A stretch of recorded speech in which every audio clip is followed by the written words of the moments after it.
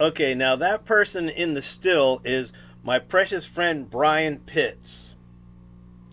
And this is also 1998 in the fall. And I got an invitation from Elbert Victor Bowden. He said, your brother Richard is going to be playing at this festival with his band, the Austin Lounge Lizards. They're kind of like a political satire Western swing band. and so they had this event called Wings and Strings, held at the Kermit Weeks Polk County Antique Air Museum. And they used the airstrip and a lot of the wide open lands there to set up a music festival. And Bert said, we'll pay for all your tickets and et cetera, et cetera. Is there any chance you can get to this thing? Well, I was in New Jersey, and I was actually planning to drive south to Florida for a very special conference. And on the way to Florida during, heading for that conference and the Wings and Strings event is when my mother told me the completely shocking and bizarre news that she had had a supernatural visitation when I was 4 years old in our home in Ocean City, New Jersey, and the church people told her not to tell anybody about it because it's kind of controversial, and some churches do this stuff and some churches don't, and our churches don't. So do not talk about the speaking in tongues, the surprise language. And that's why I spend a lot of time, like if you look around on my YouTube playlist, you can find a playlist called The Surprise Language. And it's really fascinating. I mean, I'm talking about scientific reviews of the fact that your frontal lobe rests. It's almost like you're not speaking when you're talking in the surprise language. Anyhow, tangent. So we're driving down to Florida to meet up with Bert and go to this conference, and we have a home in St. Pete Beach. But one of the greatest things was hanging out in this one motel room with Bert and a pack of my brothers and sisters. And you're about to hear the story, Bert's little story about who broke the lock on the hen house door. Now, if you don't know that song, then you have a big problem. You need to find out.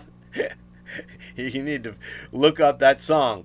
Who broke the lock? I don't know who broke the lock on the hen house door. I'll find out before I go. Who broke the lock on the hen house door? Okay, so imagine. I've met my birth father for the first time in 1997.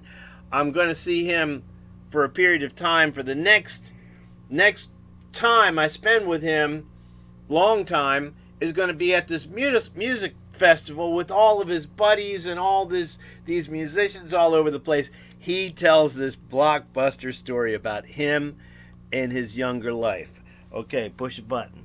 Here we go. Who broke the lock story.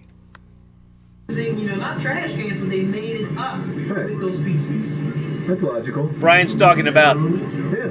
rhythm instruments. You can make music out of a salt shaker. Or When is this festival you're talking about? it's the when and where. In Preservation Hall. And I went in there and I wanted to know if they knew a song called Who Broke the Lock on the In-House Door.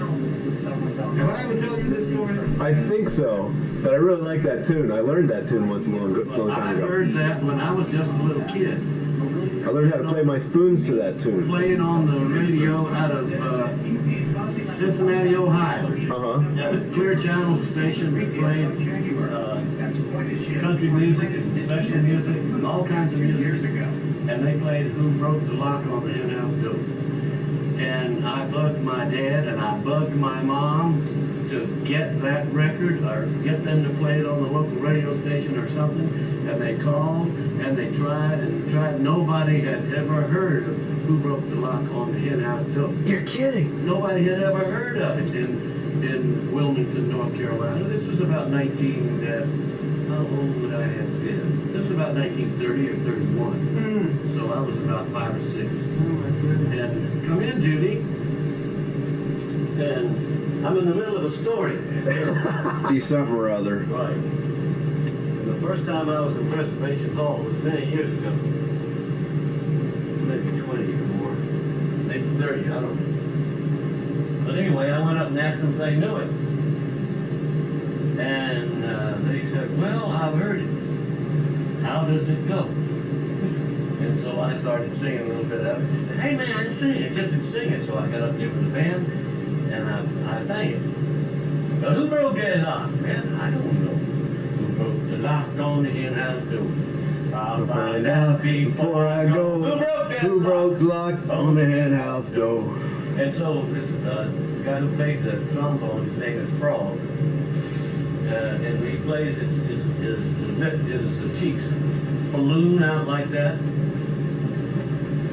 And anyway, the last time I was in New Orleans, Frog was still there.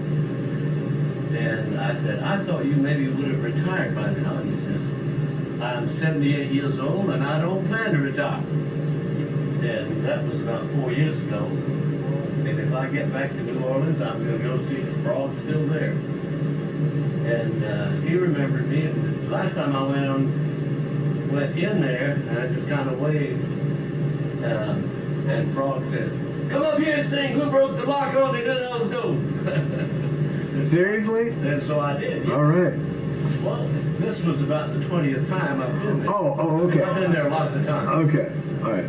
Every time I get to New Orleans, I go there. And there was a time when I got to New Orleans once or twice a year, for some reason or another. There are a whole lot of economics and finance conventions that are located in New Orleans. And a lot of people like to have their conventions there. So that's how I get to go. Hey, that guy had on a shirt just like one that, yeah, that's exactly the shirt that Judy and the kids bought for me when we were in Key West. Yeah.